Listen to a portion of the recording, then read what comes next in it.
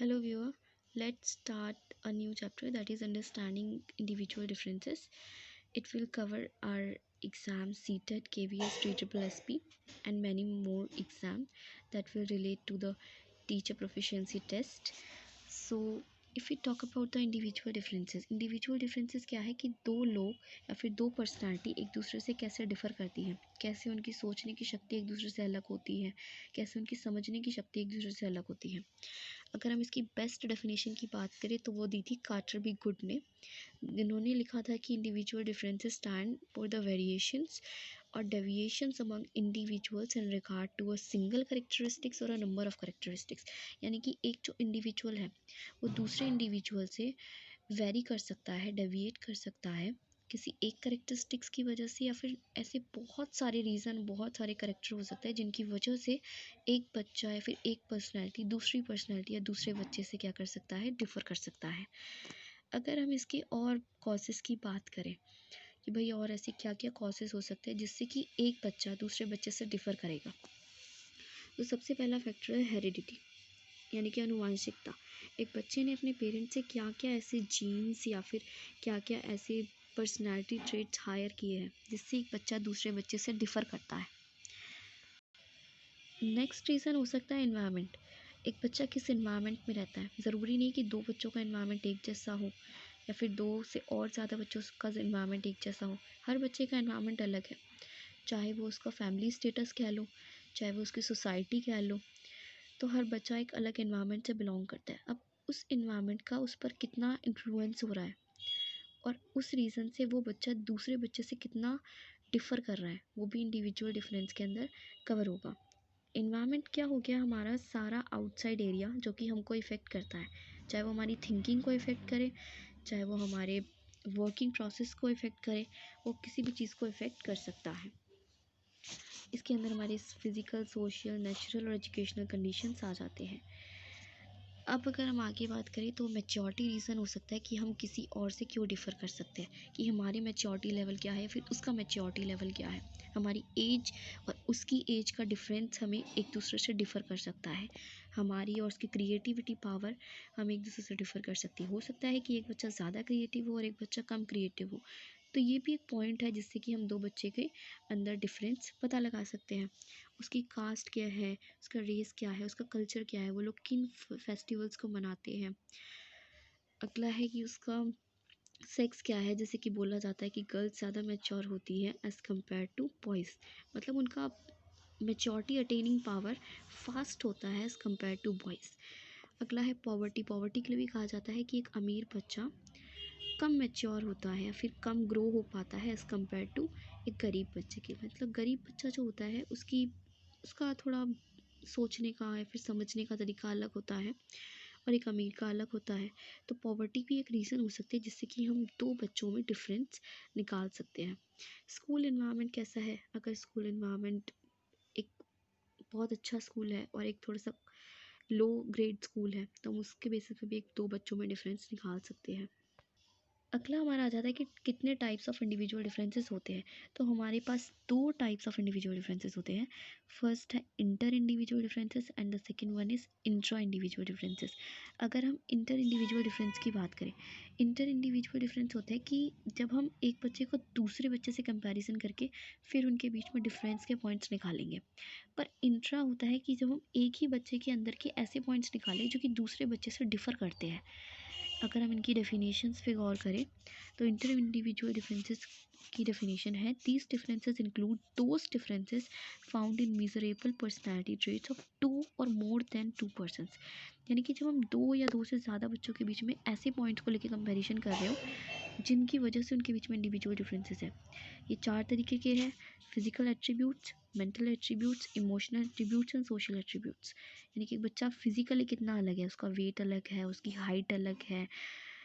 अगला है mental attributes, यानी कि उसका मेंटल लेवल कितना है, दूसरे का मेंटल लेवल कितना है। कोई अगला है इमोशनल, एक बंदा इमोशनल में कितना स्ट्रॉन्ग है, एक बच्चा इमोशनली कितना वीक है। अगला हो सकता है उसका सोशल एट्रीब्यूट। नेक्स्ट है intra individual difference. Intra individual difference are the differences found in the measurable personality traits of any individual. यानी कि एक इंडिविजुअल के अंदर ऐसे क्या पॉइंट्स मैं कंसीडर करूँ कि मैं उसे दूसरे से डिफ़र कर सकूँ। तो ये सारे पॉइंट्स हैं जिनको क्लासीफाई करके मैं क्या कर सकती हूँ, दो लोगों में इंडिविजुअल डिफरेंसेस निकाल सकती हूँ। किस बेसिस पे? इंट्रा इंडिविजुअल डिफरेंसेस बेसिस पे, यानी कि intelligence, educational achievement, creative abilities and special aptitudes, personality traits, emotional and social adjustment. अगर हम फर्स्ट इंटेलिजेंस की बात करें तो इंटेलिजेंस के लिए टर्मन ने भी एक टेबल दिया हुआ है जिसके हिसाब से हम इंटेलिजेंस के तौर पे बच्चे को क्लासीफाई कर सकते हैं। अगर एक बच्चा गिफ्टेड है तो उसका जो आईक्यू लेवल होगा, उसकी जो आईक्यू रेंज होगी वो 140 और से अबव करेगी। अगर एक बच्चा सुपीरियर है या वेरी सुपीरियर है तो वो 110 से 140 के बीच में लाए करेगा। अगर नॉर्मल है तो 90 से 110, डल है तो 80 टू 90 बीच, बॉर्डर लाइन या फिर मेंटली डेफिशिएंट है तो वो बिलो 80, फीबल माइंड की कमज़ोर है, थोड़ा दिमाग से थोड़ा वीक है तो वो बिलो 70 बिलोंग करेगा। इंटेलिजेंस के रीज़न पे भी हम क्या कर सकते हैं, दो बच्चे में इंडिविजुअल डिफरेंस कर सकते हैं। एजुकेशनल अचीवमेंट यानी कि उसकी एजुकेशन कितनी है, उसने कितनी डिग्रीज़ कंटेन कर रखी है या फिर उसने एजुकेशन में कितना अचीव कर रखा है। मतलब ये एक रीज़न ले सकते हैं हम, एक कि दो बच्चों को हम डिफ़र कर सकते हैं एजुकेशनल अचीवमेंट के बेसिस पे कि एक बच्चे की डिग्रीज़ ज़्यादा हो सकती है, एक बच्चे की डिग्रीज़ कम हो सकती है। अगला है creative abilities, special aptitudes and personality traits. Creative abilities यानी कि एक बच्चा दूसरे बच्चे से कितना क्रिएटिव है, क्रिएटिव बेसिस पे उन दोनों में क्या डिफरेंसेस है।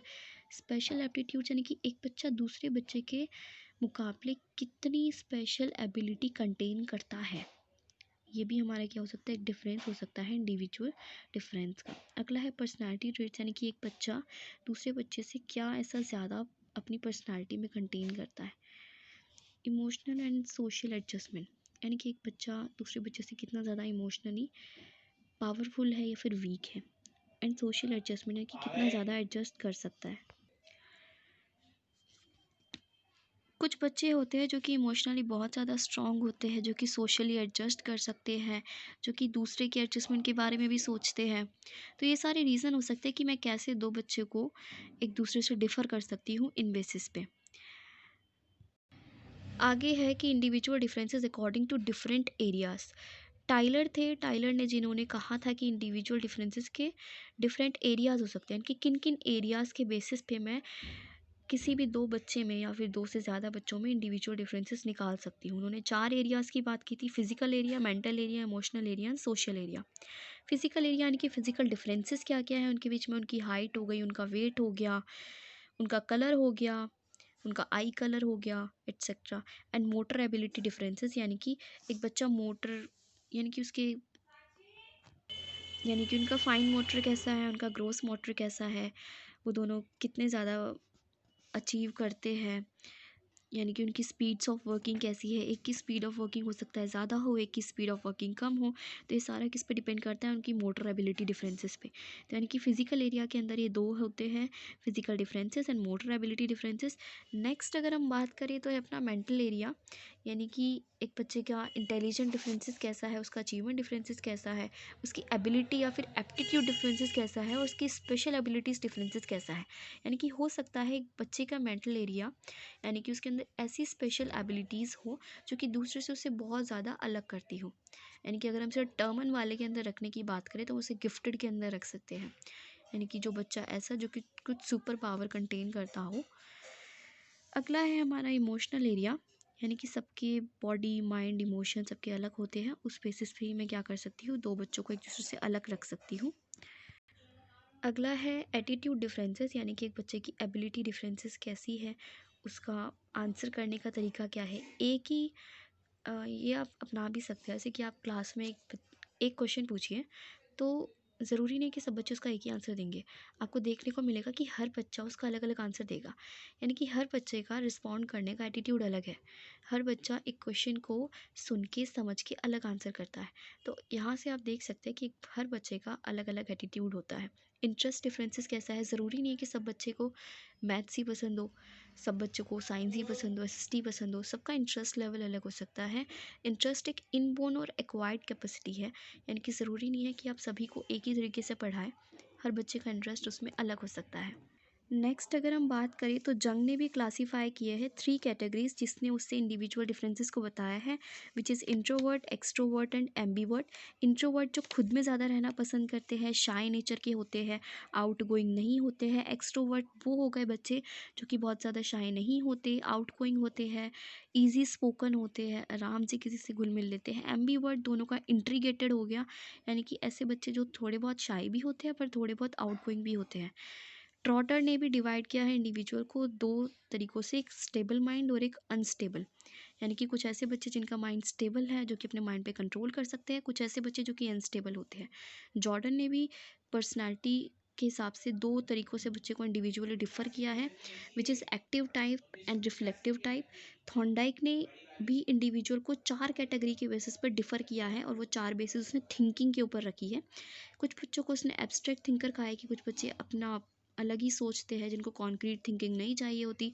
कुछ बच्चे आइडिएशनल थिंकिंग होते हैं, यानी कि जो आइडिया को सोचते हैं फिर थिंकिंग करते हैं। कुछ बच्चे ऑब्जेक्ट थिंकर्स होते हैं, इनके ऑब्जेक्ट को देख के थिंक करते हैं। कुछ बच्चे सेंसरी थिंकर्स होते हैं, जिनकी सेंसरी एबिलिटी ज़्यादा स्ट्रॉन्ग होती है, जो कि अपनी सेंसेस से अपनी थिंकिंग को और ज़्यादा स्ट्रॉन्ग बनाते हैं।